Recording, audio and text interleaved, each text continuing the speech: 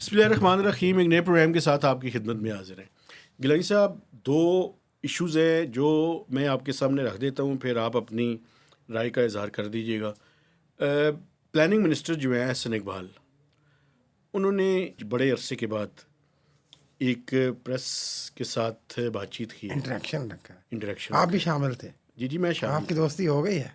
नहीं, मेरी दोस्ती, मेरी दुश्मनी कौन सी थी? नहीं, नाराजगी खत्म नहीं, हो गई है ना, नहीं, मेरी कहने बात का सुनिए। मकसद ये है। साफ़ी की ना दुश्मनी, ना दोस्ती, ना नाराज़गी हाँ, होती। लेकिन वो नाला थे और वो जीत के, मैंने तो पहले कहा था वो जीत जाएंगे। चले वो उस पर मैं अगर आप हाँ। मुझे ट्रिगर कर देंगे तो मैं अभी बात कर नहीं, लेता हूँ, नहीं, लेकिन मुझे अभी पहले बात करने पहले दें। उसी पे बात करें, आप मेरी बात नहीं करें। इशू ये है कि उन्होंने जो बातें की हैं इंपॉर्टेंट, उनमें से दो बातें हैं जनाब। एक, उन्होंने कहा है कि पाकिस्तान को जो उनके दोस्त ममालिक हैं, SIFC के बारे में जब सवाल हुआ, स्पेशल इन्वेस्टमेंट फैसिलिटेशन काउंसिल, जी जी, जो under the supervision of military establishment, army chief, सीधा चीफ साहब की मेहनत है यार। सुने ना, $27 बिलियन का पोर्टफोलियो माशाल्लाह उनके सामने पड़ा हुआ है। पड़ा हुआ है। अभी तक उठाना कब है उसको? एक पेनी भी मटेरियलाइज नहीं हुई। नहीं उठाए लेकिन ना, उन्होंने जो इंशाल्लाह बात की है, उठाएंगे, मुझे इंशाल्लाह मुझे मुझे उठाएंगे। कहने देना, जरा बात कर लेने दे। उनका जी $27 बिलियन की कमिटमेंट जो है वो दोस्त ममालिक ने हमारे साथ की हुई है, जिसमें सऊदी अरब शामिल है, जिसमें UAE शामिल है, जिसमें कुवैत शामिल है, जिसमें अजरबैजान शामिल है, जबरदस्त।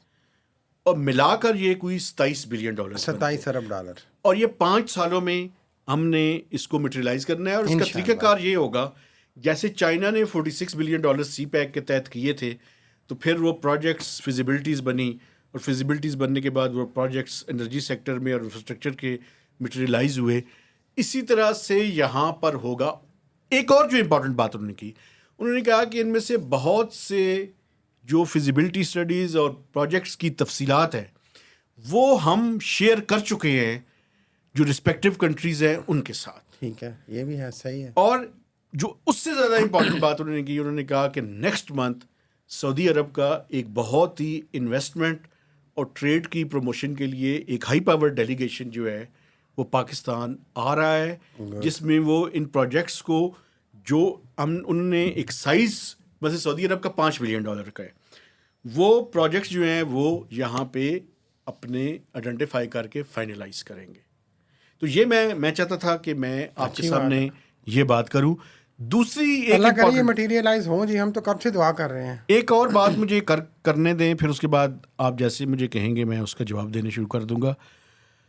पाकिस्तान के एक बहुत ही इम्पॉर्टेंट ब्यूरोक्रेट इस टाइम सऊदी अरब में, बायलैटरल मीटिंग्स में उन्होंने 2 चीज़ों के ऊपर वो बात कर रहे हैं। ये अनअनाउंस्ड विजिट है, चूँकि एक बड़े ब्यूरोक्रेट हैं, उनका है। अच्छा। 2 चीज़ों के बारे में वो वहाँ पे अपना एजेंडा लेकर गए हैं। एक तो सऊदी अरब की ऑयल फैसिलिटी है $1.2 बिलियन की जी, वो उसकी टर्म शीट और बाकी चीज़ें फाइनल होनी है। जो कमिटमेंट हमने IMF शो की है उसकी चीज़ें, उसकी प्रोग्रेस उसकी फाइनल हो जाएगा। दूसरा, रेकोडेक के 15% के शेयर्स सऊदी अरब प्रोक्योर करने के लिए तैयार है। हम चाहते ये हैं कि 15% उसके जो वैल्यूएशन है शेयर्स की, वो दिसंबर में रिवाइज होने वाली है।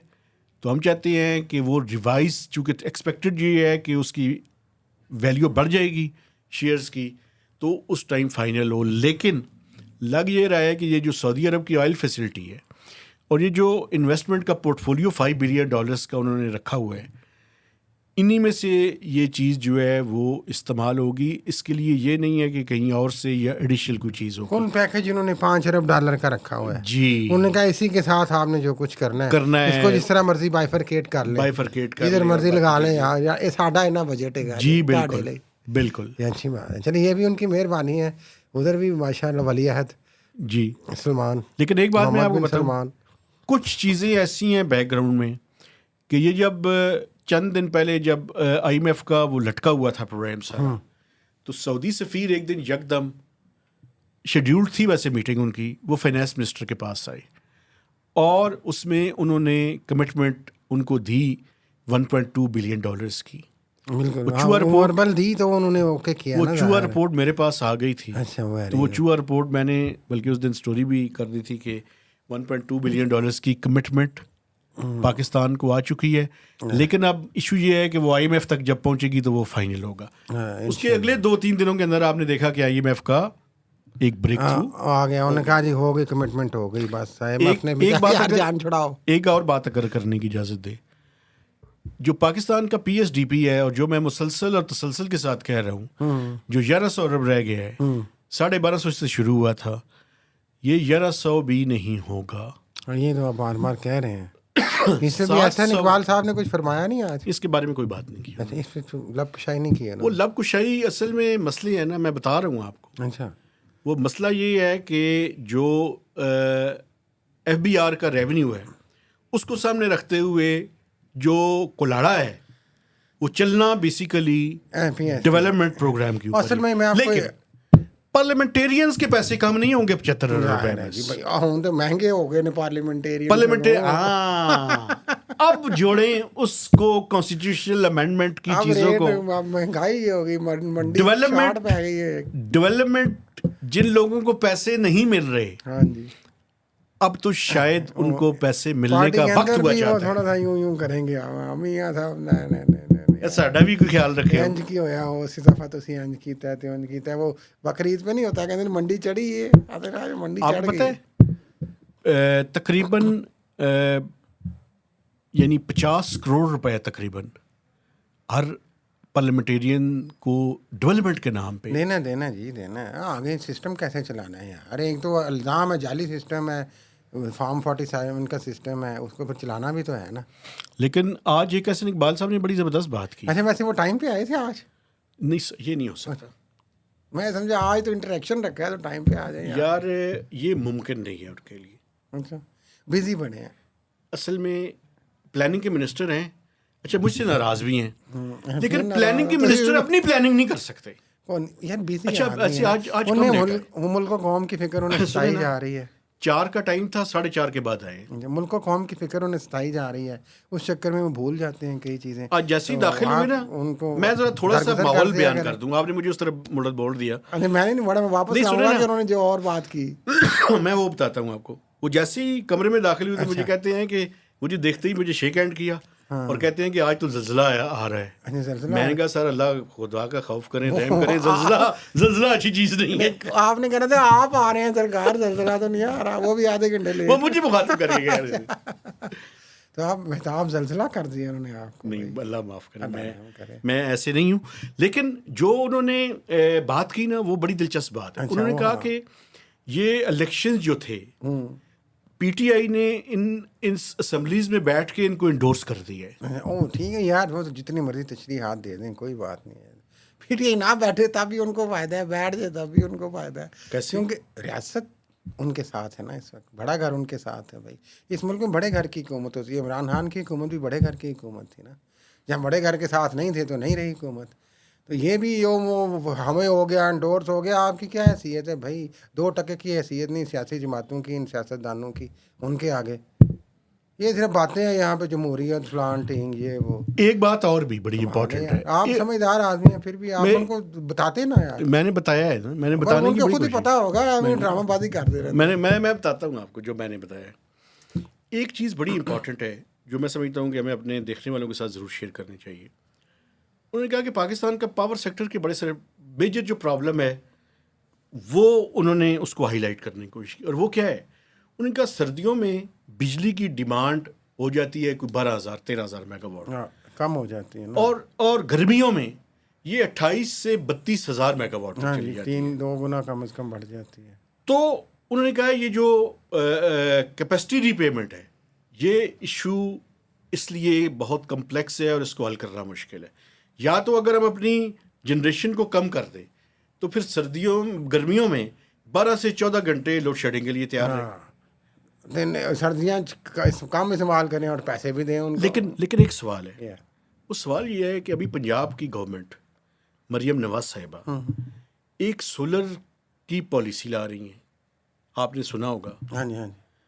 अगर सोलर को आप इंसेंटिवाइज करते हैं मेरा 200 से कम मेगावाट वालों के लिए वो 200 से कम यूनिट वालों के, हाँ जी 200 से कम यूनिट। सॉरी अब प्रॉब्लम है, जो इस टाइम सोलर पैनल पाकिस्तान में आ चुके हैं, इंपोर्ट हो चुके हैं, वो कोई 6000 मेगावाट के हैं। अगर वो इस टाइम 3-3.5 मेगावाट सोलर की जो पैनल्स हैं वो बिजली जनरेट कर रहे हैं, अगर ये 6000 मेगावाट मज़ीद लग जाती है, इंस्टॉल हो जाता है, तो टोटल हमारी जो रिक्वायरमेंट है सर्दियों की वो 9000 मेगावाट है।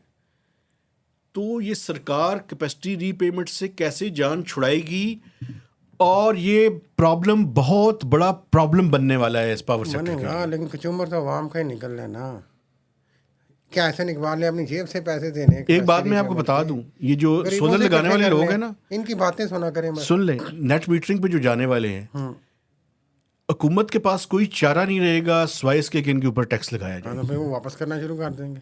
ये मैं बता रहा हूँ आपको। बस देखते हैं क्या होता है।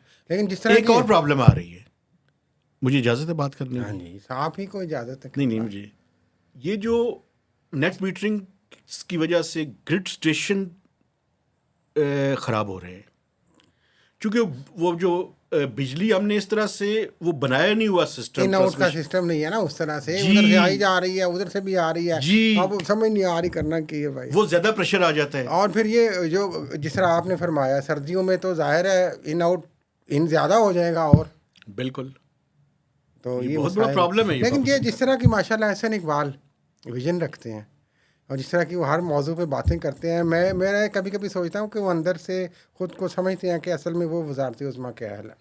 अच्छा, हाँ जी, मुझे ये बताएं, वो चौधरी के प्रोफेसर हैं? दोनों हैं चौधरी प्रोफेसर, चौधरी प्रोफेसर थे, प्रोफेसर आने चौधरी अभी तो पहले ही किया। नहीं, इस्लामाबाद में आके वो प्रोफेसर वो बन जाते मजबूत हैं। उम्मीदवार, अगर शरीफ फैमिली से बाहर का मसला होता है तो वो मजबूत उम्मीदवार एक वैसे मैं आपको बताऊं, वजारत उज़्मा के मैं आपको एक बात बताऊं, और सलाहियत भी रखते हैं। एक बात मैं आपको बताऊं, आप खान मेरे जितनी भी मुखालफत हो, हाँ जी, वो वाहिद कैंडिडेट हैं जो फॉर्म 45 के मुताबिक जीते हैं। नहीं ये मैं बता रहा हूं आपको। कंट्रोवर्शियल है ये, आप खाम उनका वो ऊपर चढ़ा रहे हैं। नहीं, ये पहले जीत गए थे यार, ये रात के टाइम ही जीते हुए थे। ये सब माया है, अभी कुछ नहीं कह सकते। अभी नहीं पता। वो फॉर्म 45 सारे ले आए अपने, तो पता चल जाएगा। अच्छा, हाँ, उन्हें कहीं आपको शक है? मुझे शक है, लेकिन मुझे उनकी वजारत उज़्मा के अहल होने पे कोई वो नहीं है, शक नहीं है। मुलायका नहीं है। वैसे अगर वो आपके पास आके इंटरव्यू दें तो ले लेंगे? क्यों नहीं, वो तो उनकी अगर वो आ जाएं और टाइम पे आ जाएं तो मेहरबानी। टाइम पे तो नहीं आएंगे, ये मुमकिन नहीं। तो हम 1 घंटा आगे का टाइम, लेकिन एक हाल है कि हम चले जाए उनके पास। हम चले जाए, मेहरबानी करें। वहाँ भी इंतजार करना है, यहाँ पे भी इंतजार करना है। वहाँ जरा ठंडे कमरे में बैठ के इंतजार कर लेंगे। यहाँ गर्मी है। हाँ। चले, मेरा ख्याल है इजाज़त लेते हैं। मैं अपने देखने वालों से गुजारिश करना चाहता हूँ कि हमारे चैनल को सब्सक्राइब करें, इसकी शेयरिंग करें और मैक्सिमम इसके ऊपर आपने कमेंट्स देने हैं। तो इजाज़त दीजिए, अल्लाह हाफिज़।